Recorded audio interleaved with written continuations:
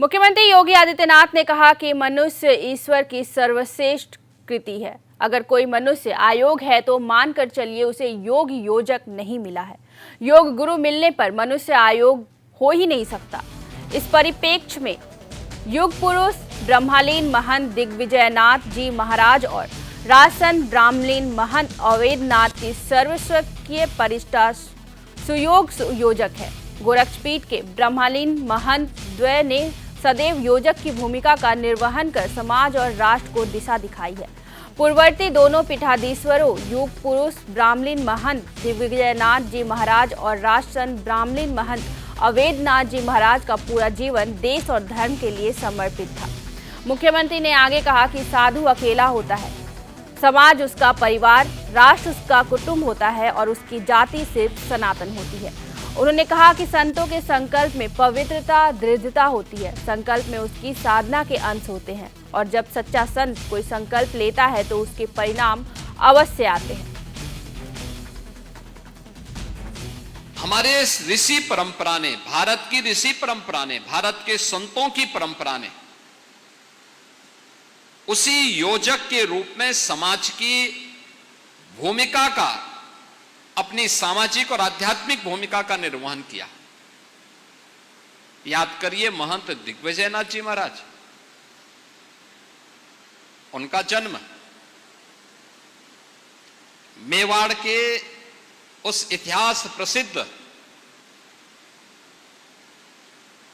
कुल परंपरा में हुआ जिसने कभी विदेशी ताकतों के सामने कोई समर्पण नहीं किया। वे जूझते रहे, लड़ते रहे और अंततः किसी कालखंड में मेवाड़ से जुड़े हुए जितने भी दुर्ग और किले विदेशी आक्रांताओं ने अपने कब्जे में लिए थे, महाराणा प्रताप ने अपने जीते जी सबको वापस ला करके भारत की हिंदुआ सूर्य की उस पताका को फिर से अनंत काल तक आने वाली पीढ़ी के लिए एक नई प्रेरणा दी। महंत दिग्विजयनाथ जी महाराज उस परंपरा से गोरक्षपीठ में आए थे, लेकिन नहीं आकर के केवल साधु का बाना पहन करके अपने आध्यात्मिक उन्नयन तक अपने आप को सीमित नहीं रखना। धर्म के जो हेतु हैं, अभ्युदय के लिए भी और निश्रेयस्य के लिए भी, यानी सांसारिक उत्कर्ष के लिए भी हम काम करेंगे और अपनी आत्मिक उन्नति के लिए भी कार्य करेंगे, जिससे मुक्ति मिल सके, जीवन में मुक्ति का मार्ग प्रशस्त हो सके।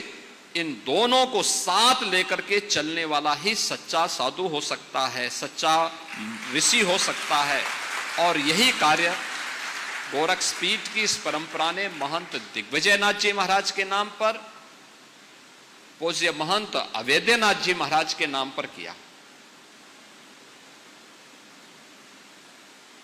साधु अकेले होगा, पूरा समाज ही उसका परिवार है,